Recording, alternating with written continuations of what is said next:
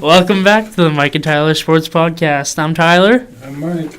And today we have a good little lineup ready for this podcast. It might be short, it might be long, depends. We'll see.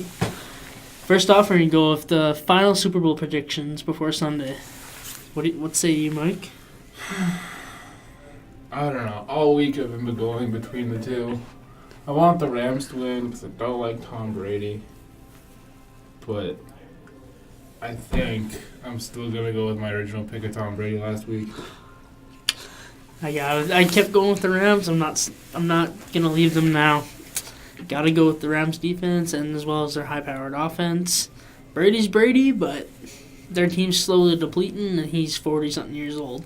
Bill Belichick is a god, but I think their reign of power ends now.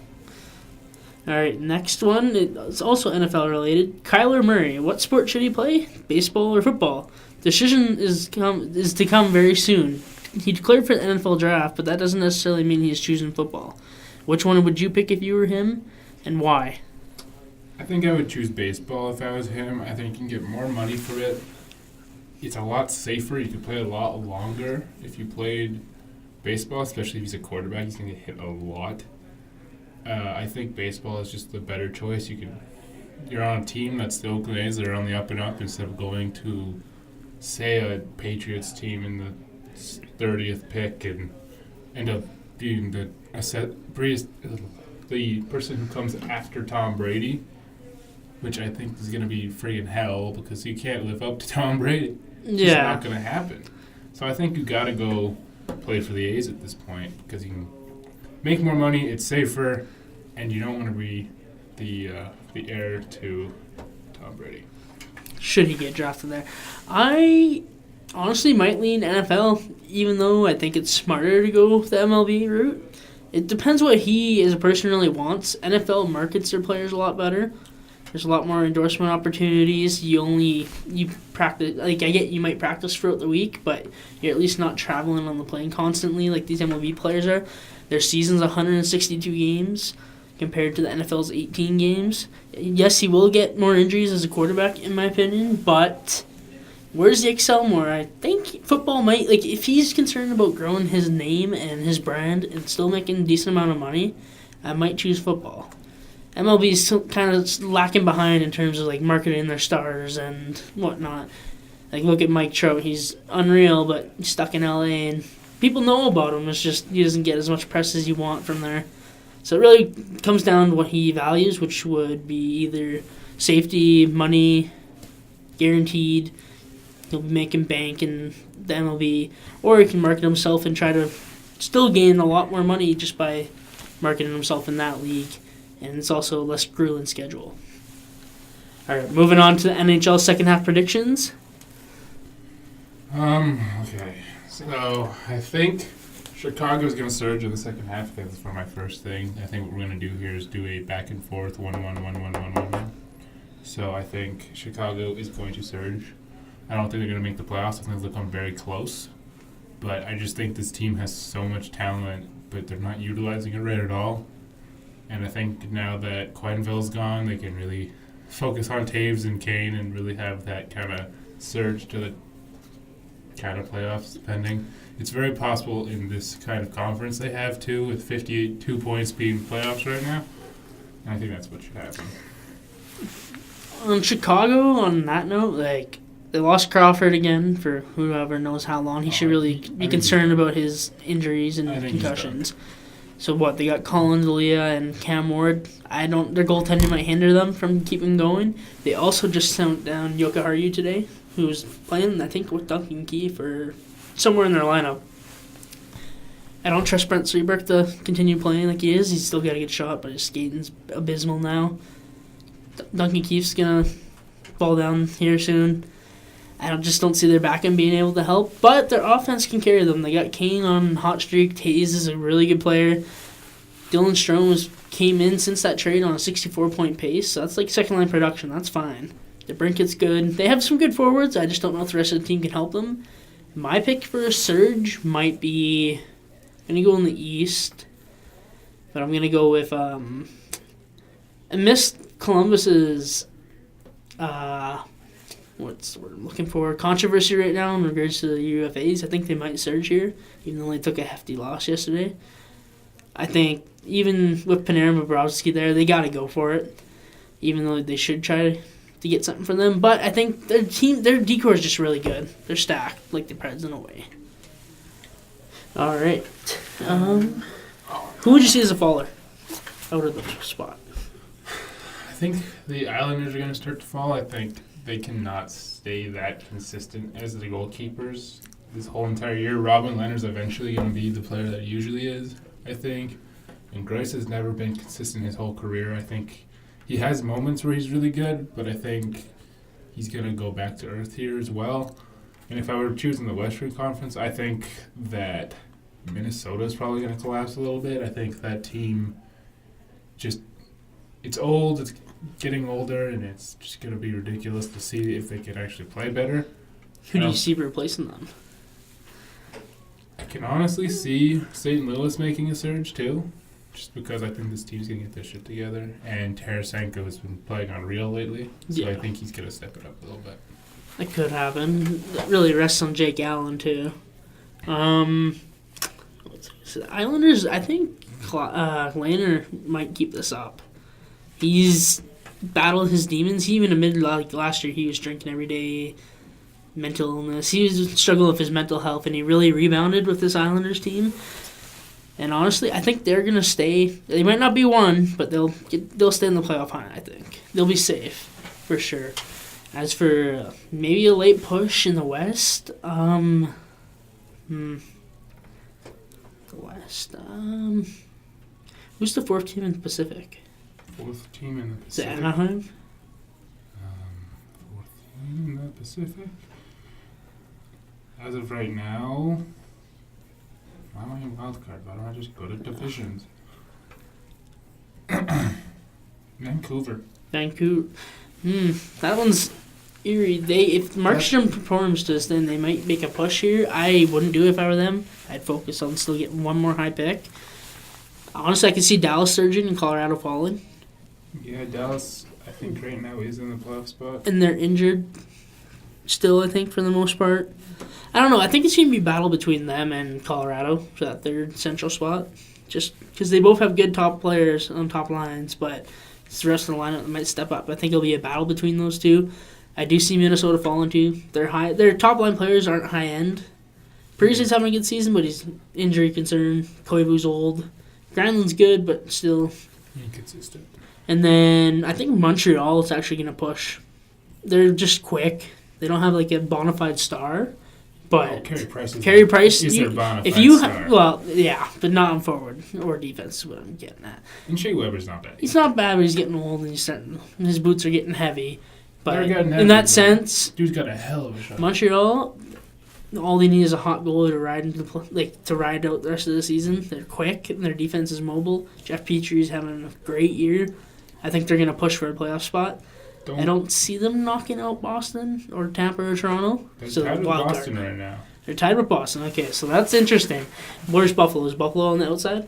They're currently 9th on the outside looking in, 56 points. I think it'll be a battle between those two for that final playoff spot. I think, don't be surprised if Carey Price is in the Vezina conversation come the end of the year. I think his save percentage is going to go up to a 920. And yeah, don't be surprised if people are raving about him by the end of the year just because he's going to turn it around. Yeah, I think the way the second half of the season goes, it's going to be relying on Price. Yeah, he's If he steps up and carries his team, they can go far. The way he's been playing not, the last couple weeks drop back. has been unreal. Like I think he went from like a 905 to a 912 in the last couple weeks or something like that. So he's been unreal lately. So I think he should be able to step it up. If he's the goalie that everybody says he is, he'll do it. For sure. All right. Philadelphia's hot streak of late. Can they claw back in, or is it too late? They won 6 straight. They won yesterday in overtime, but they're getting their goaltending figured out now. Carter Hart, he's 20, but it doesn't seem like anything's going to stop this kid. I like Hart, but I think it's going to start to get to him pretty quick here. He's had a decent start to his career, but I think as the season goes on and as teams start to play better because they're trying to get to a playoff spot, I think he's going to start to crumble. And I just think that their players are too inconsistent. Like Voracek, he goes from an 80-point player to a 60-point player in a year. It's kind of bad. And you have Giroux, who's always going to be consistently one of the best players in the league. For sure. And Nolan Patrick has been not playing very well. He's been playing well of late, but not consistently. He's not consistent enough to do it. Gossespier's not consistent enough. Wayne Simmons has dropped off. Yeah, he's probably going to be traded at the deadline. You have James Van Riemsdyk is on a scoring streak right now. Yeah. But So what are the chances that stays? Yeah, they need like all their pieces running, and like you said, with Hart, he's 20 years old. I think there might be a crash in terms of mental game might fall down here. I just think there's so many teams above them that are better than them. Like I think like Carolina's better than them. I think Buffalo's better than them. I'd even say the Rangers at some points are better than them. Rangers are quick and young. Zibanejad is unreal right now. Yeah, I don't know. I think they're too far out. Yeah. I would send Hart back down just to keep him confidence up in the minors, tank for a pick. There's no use in trying to make up ground here. I get that they're a fan base that doesn't want to settle for crap teams, but even Edmonton's the same way. We don't want to settle for it, but it might be the best in regards to our future. I think they're too far out. Why be a middle-of-the-pack team if you can just fall down a bit and get a higher pick potentially? You got to think of the direction might want to go there. I don't know. All right, next topic. Does Columbus keep Artemi Panarin or do they trade him? Where would he end up if that's the case? I would definitely trade him. I would keep Bobrovsky for sure, but I would trade him. Where would I trade him? Where's Columbus in the standings? They're 8th with 59 points right now. Okay, so they're battling. See, the ideal situation is not getting rid of him and re-signing. I just don't see him doing it. Yeah. I think he wants to go to a big market. He didn't sign in Columbus. He got traded there. Contractually, he has to stay there. He's not going to ask out. Agreed there. It was an awful trade by Chicago. But the same thing, I think he's a big-time player. He wants to be in a big market himself, make some bank. I wouldn't even be surprised if he went back to Chicago. I doubt it will happen, but I wouldn't be surprised. Him and Kane had a really good bond and some damn good chemistry. As for like a trade target, maybe Boston. They're looking for something. They might give up maybe like a Danton Heinen or a Jake DeBrusk or something. If I were Columbus, I'd want either a first or a prospect back for sure, and maybe like a second or third liner or something that Torts can use, and then maybe either a mid-round pick or a B-level prospect. If you aren't getting the package you want, keep them for yourself. There's no point in just trading them for a second and some B-level prospect. You need something back, or you use them for your own playoff run. I think an underdog team for this would be Buffalo. I would maybe try and offer Middlestat at first. That might be something. Might not be a bad deal there, but I think they love him too much to do that. For sure. What other Islanders? Maybe I might. If I were the Islanders, I would consider that. They're going to get a spot, a rental, but then again, it's what you're giving up. Him and Barzal together though would be. That's scary to think about. That would be a pretty dynamic duo on the ice. Another team that I think should go for him is Montreal. Yeah. That'd be a pretty decent move for them. For sure. Be like a Radulov type for them. For sure. Back onto the Islanders note, they have like a Wallstrom or a Dobson that Columbus might like. Those are two A-level prospects that have severe upside. Maybe if you package that with like either a late first or a second, that might be something. Even though I don't know if he'd stay in the Islanders just because they're the lesser known of the two New York teams. But that's really enticing to me if I was thinking systemically and methodically.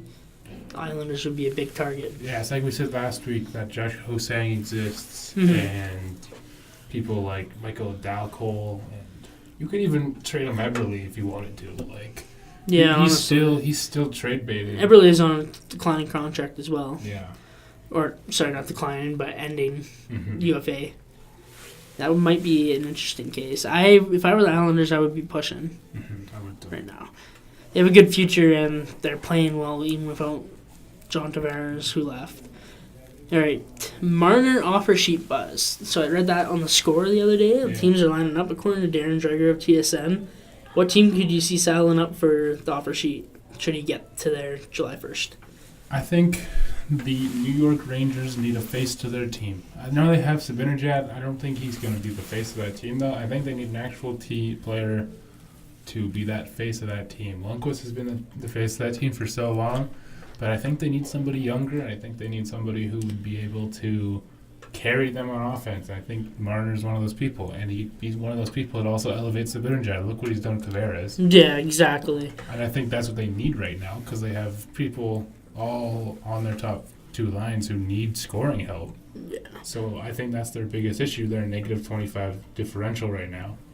I think they need someone like a Mitch Marner who will make plays. And I believe New York has their four. Like if they're, I'm assuming it's going to get to a high number. I think they have their own 4 first-round picks in the next few years, so they could do it. I don't know if Marner would accept. That's the thing. He's from Toronto area.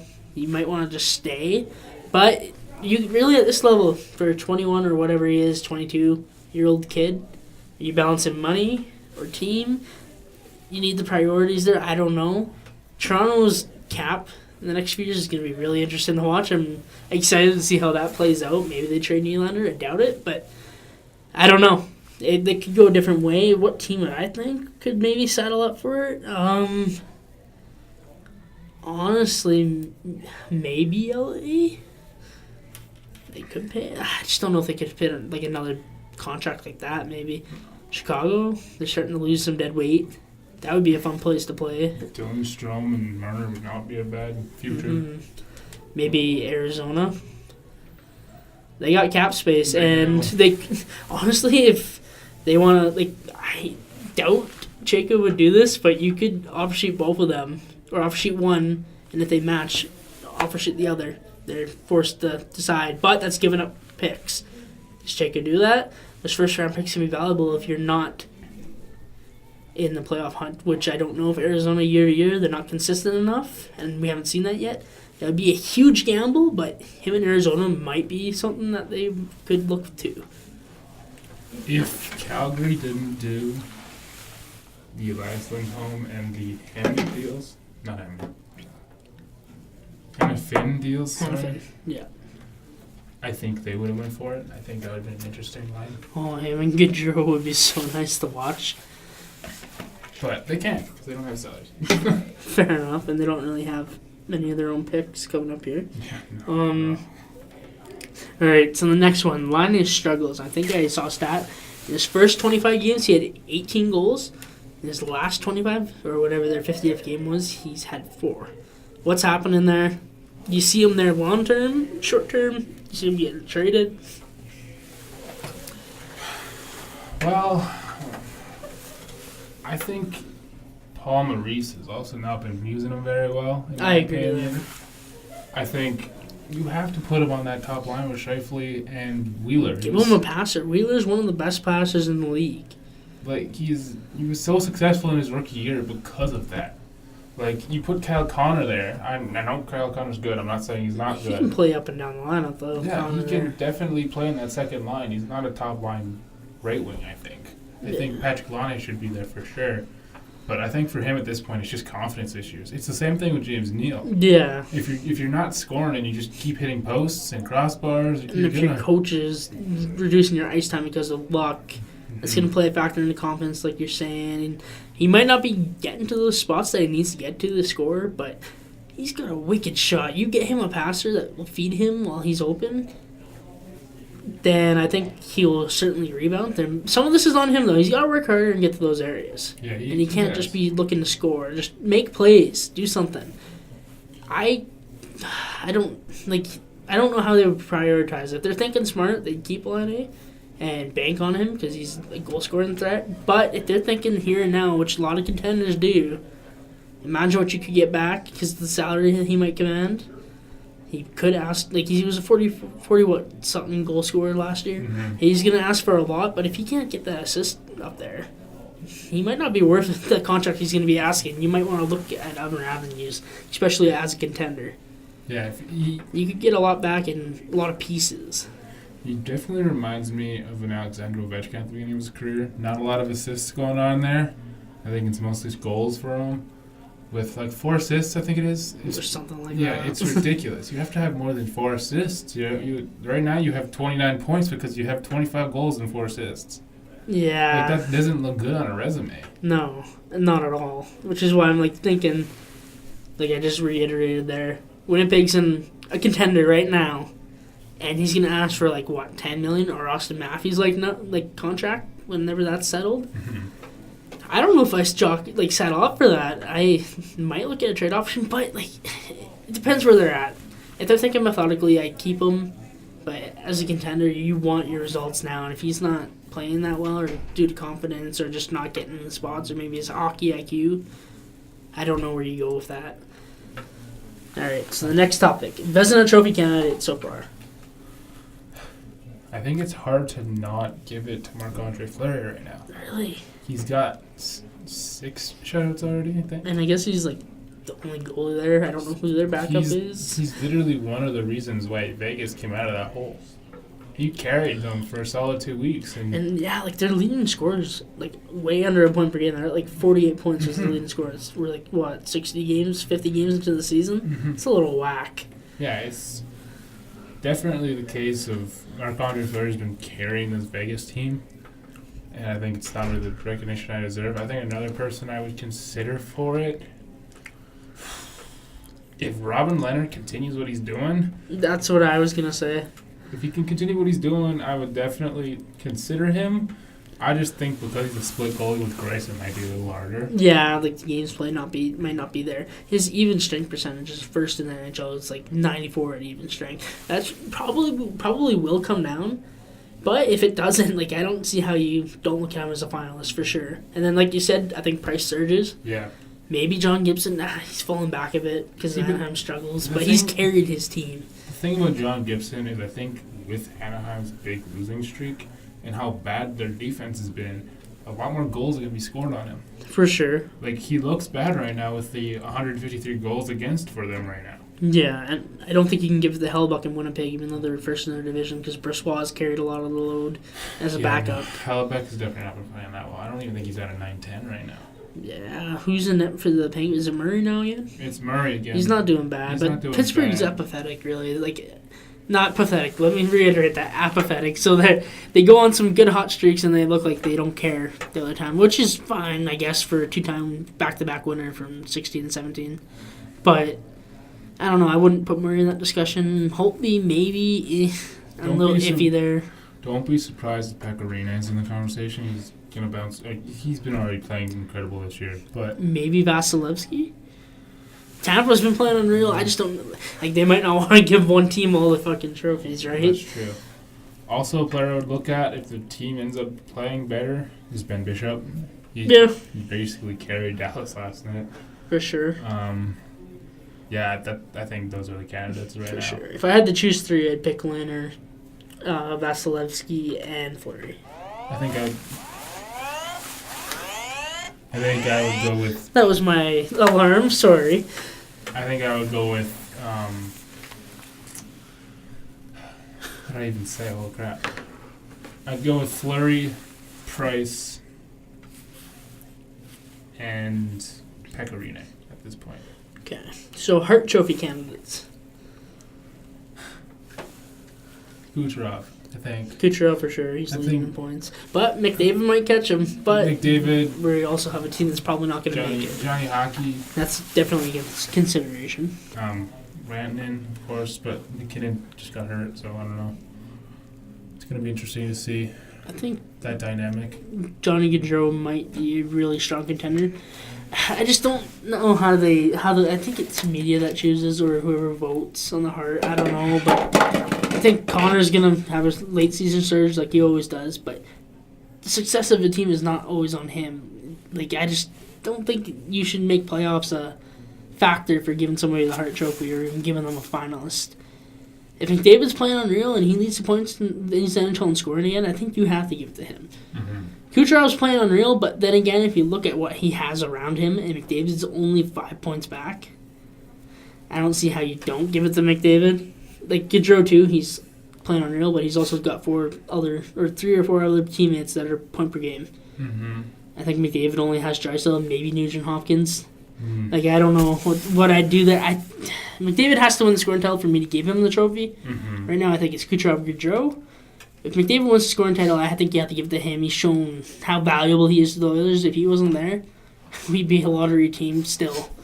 I think one of the reasons that you could also give it to Johnny is just because the evolution of this team. Yeah. Like, last year, at this time, they were bottom of the pack, basically. Because of goaltending. Because of goaltending. And look at what Riddick's done. I didn't mention him in Vezina because I don't know if he's going to be consistent enough. But I think if Johnny continues his scoring right now, I think he can get over 100 points. I think for sure. Consideration. Oh, for sure. If he doesn't get over 100 points, then something's dropped off and your team's getting out from first in the Pacific. yeah, 100%. With how your team rolls, he rolls, but you're still going to be a playoff team this year. I don't see how you fall out. You're 20 games over 8th place. So if you don't make it at this point and you're not at least going to the second round this year, there's something wrong. You need to bottom by number one goalie and maybe a defensive upgrade at some point. James Norris, potential candidates. I'll be biased here, obviously. Gio, for sure. I'm going to say Gio just because, honestly, I think he's been the best player on the Flames. Oh, yeah. And I think he has. yeah. If you look at how good he's been on the offensive end and the defensive end, he's tops in points, like plus minus right now. For sure. He's up there for points. It's point per game, I think. He's point per game. Yeah, like that's hard to do. he's 35. Like, yeah, like still doing it at that age. For sure. he's basically carrying Brody on his back. No For offense sure. to Brody. I love Brody. But he's basically getting carried by Gio.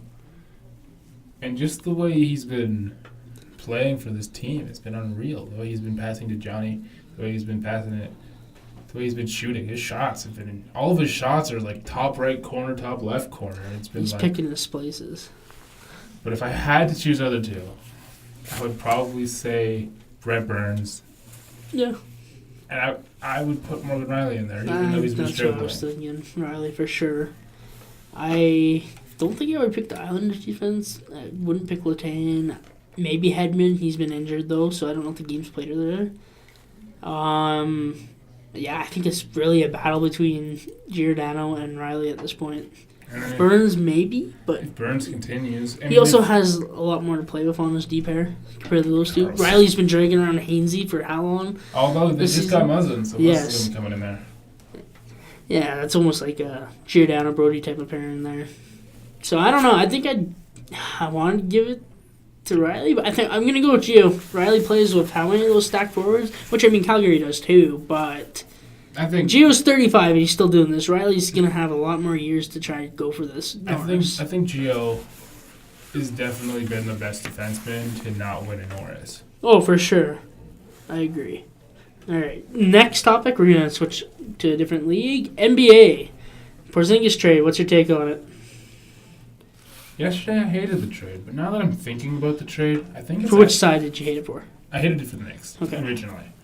But now that I look at it more, I kind of like it. I like what they're trying to do here. They brought in Dennis Smith Jr., which is the point guard that they really wanted like when they first drafted a couple years ago.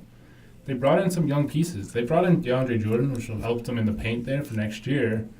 And they brought in Dennis Smith Jr. I mean, I don't really care about Wesley Matthews, sorry. Wesley. Yeah. But they brought in a point guard that they could use for the future, and not to mention they cleared a bunch of space by trading Hardaway Jr.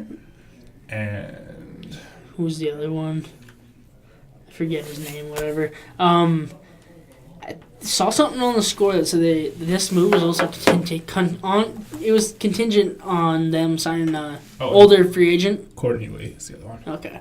This was also contingent on signing an older free agent in free agency coming up here. If they don't do that, it might be a swing and a miss. See, that's the thing, though. That that's the one thing I was confused about originally with the Dennis Smith Jr. part of it is they're gonna go for Kyrie Irving this summer. You think they will? You don't think Kyrie's signing in Boston? No, I don't think so. I think he's upset with the fact that Terry Rozier is as good as he is and he's competing with him right now. And I think that he doesn't like the direction his team is going. They're supposed to be the best team in basically the league this year, and they haven't been even close to that. Like, there's 6 teams in the Eastern Conference or Eastern. They have a stacked team, and Yeah. they're not getting the results. I don't know what's happening there. Like, Gordon Hayward has not been what he's been presented or what he was like brought in to do. He hasn't been that person. He's been a bench scorer who's averaging 12 points a game. Yeah. Like, T. Ross is doing better than him. Yeah. Like, I think if you're them, you go for DeMarcus Cousins and Kevin Durant, not Kyrie, but you might have to go for Kyrie just because he's from the area. Like, Yeah. he grew up in Brooklyn. You might as well bring him in. I think they'll go for it, but if they don't and they fall flat on their face, it's just going to be in the bottom again. I like Dennis Smith, but you have what's Porzingis' height? 7 foot? 7 foot. He can drain threes. He's a rebound god. He's basically Dirk. Yeah, like... And now he's learning from And now Dirk. he's learning from Dirk in Dallas, and him and Doncic. Oh, that's going to be so exciting to watch. And they got some other pieces there, too. They got Harrison Barnes. They got... Like, they're going to be a fun team to watch. Even, like, I think Porzingis is only, like, what, 24, 23, 25, something like Yeah, that? he's still young. He's And still Doncic is a teenager still.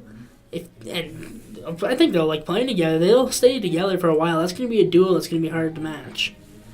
I don't know. That's my take on it. I don't watch a lot of basketball, but I really like Porzingis, and Doncic and him as a pair will be really, really good. I just think the Knicks should still tank. They should definitely try and lose games and try to get Zion or RJ Barrett. Oh, for sure. Zion's going to be a freaking animal. I think that he's going to Phoenix, though. So Which I wouldn't mind seeing him there either. Booker and Eaton and Zion, that'd be pretty cool. Right. Final topic of the podcast this week. Where does Anthony Davis end up? I actually don't think the Pelicans are going to trade him Really? at the trade deadline. I think they're going to trade him in the summer because I think Boston has a better offer for him come this summer. They don't want to trade him to LA, Okay. which is respectable. 'Cause Yeah, they trade I don't him to think you LeBron. want Lonzo coming back either. You want somebody better. See, their offer what the Lakers offered them was, I think, Lonzo Ball, Kuzma, Zubac, and a first, I believe. That's what they offered them. Which, I mean, if you're the Pelicans, I don't like that trade. No, you have to get somebody that's close to Davis's level in return. If I'm them, I love Kuzma, but I just think you gotta go for Ingram at that point. Yeah. I think Ingram has more upside. I think he's got the length. I think he can be a Kevin Durant type if he figured out his shot. I think I'm going for Ingram, Lonzo Ball, and Zubac in that situation. But if he's getting traded this season, I can see the Knicks making a run for him. I think that's what they should have done for Porzingis. Quite frankly, I think they tried to trade him for Anthony Davis. I just think the Pelicans probably declined that trade because they want to have somebody here now instead of having an injured Porzingis for the rest of the year. Fair enough. Is he a UFA this year, Anthony Davis, or is he under contract? Yes. Okay, so that has a risk attached to it. They might not want to give up top prospect. They don't think they can sign him, essentially. Yeah, well, It's like a rental situation in the NHL. Like, you don't want to give up everything, but if you think you can sign him and he'll help your playoff run, potentially get a ring, you might have to do it. I saw a post of, like, the Raptors going for him. If I'm the Raptors, I would not go for him whatsoever. I think if you give up your future to get, obviously, another rental player, I don't think Kawhi's going to resign. I don't think Anthony Davis is going to resign unless they trade for him and they win a championship. But that's just not going to happen. Agreed. Like, Kyle Lowry's on the decline. No offense. Yeah, no offense. Like, Kyle's on the decline. Danny Green's been great this year, but he's still Danny Green. Like, Yeah. he's still the kind of middle of the pack shooting guard. CJ Miles has been a disappointment most of the year. Like, Freddie VanVleet's been great. DeLon Wright's been great. Siakam's been amazing. OG's been injured most of the year, so you don't actually know if he's got the potential or not. So if those two free agents that we're talking about, Leonard and Anthony Davis, both end up going to free agency and just Leonard walking away from the Raptors, do you see them signing any big name free agent, or do you think they're going to strike out and be back to mediocrity and possibly bad team? That is the main thing that I'm scared of for the Raptors right now. I think if Kawhi Leonard walks, they're basically screwed. Well, I'm not going to say this. Because they might be able to sign somebody. Like, Toronto's a nice place to play, but I think these superstars in the South. They just want to go to a market like LA or I mean, the New Yorks or the Bostons. That's the thing. I don't think they're screwed. Like, probably, No, they'll have they're some not- pieces, but they're they not won't have their screwed star. because Siakam's going to continue to improve. Obviously, Kyle's probably going to still average 13 points a game. That's still decent for a point guard who's 33. And like, one thing I think they should do is try and get. I would try and trade Valanciunas. Yeah, honestly. Try and trade Valanciunas. Try and make a package of OG, like Jonas. Like, if I were them, I would have went for DeAndre Jordan. For sure. Like, that's what I would have done, He's just the because I anchor think they need that anchor. I know they have Serge, but I would have tried to trade Serge for DeAndre Jordan. If he is bought up by the Knicks, I don't think they will. I think that's a dumb idea if they do that. Yeah. But if they did do that, that's what I would do. I would go for DeAndre. Do you see them signing any big name free agent this offseason? Or do you think nobody's going to come If they in? sign anybody, it's going to be Kawhi. Okay. But if they don't be surprised if DeMar DeRozan is saying, well, you fucked up. Yeah, I would have came back and re-signed, but you fucked up. And then the other thing with DeMar, I think he just doesn't work in San Antonio's system. Oh, yeah. Like, he's points per game's down. His passing is obviously going to be Is up. he going to be a UFA or is he still signed? He's still signed. Okay, for so there's no way we can sign him this No. next offseason. Oh, there's no way he's going to come back now.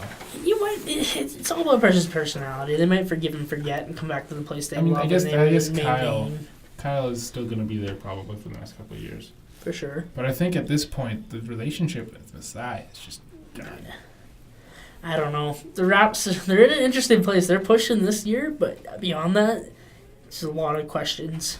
I don't know. I was watching the game against the Bucks yesterday. You think I they don't- can compete with them? I don't think we're better than the Bucks. Giannis is too good. Also, I have a bone to pick about Chris Middleton being an all-star All right, let's hear over it. D'Angelo Russell. D'Angelo Russell's been carrying the Nets. Chris Middleton's been he's been a good shooting guard for that team, but Giannis has carried that team. They have so much balance on that team. They got Bledsoe. They have Giannis. They have Middleton. Rick Lopez has been that bad. They have all these good players, and he made the All-Star team basically because he's the top team in the league. Yeah, fair enough. But D'Angelo Russell, I know he's going to make it because Oladipo's hurt. He's not going to be able to play. But, Russell is just so much more deserving. Yeah, and I think also games they're good for entertainment, but the way that they choose them was stupid. All right, I think that's all we got for this week. We'll see you guys next week. Thanks for listening to the Mike and Tyler podcast. ASMR.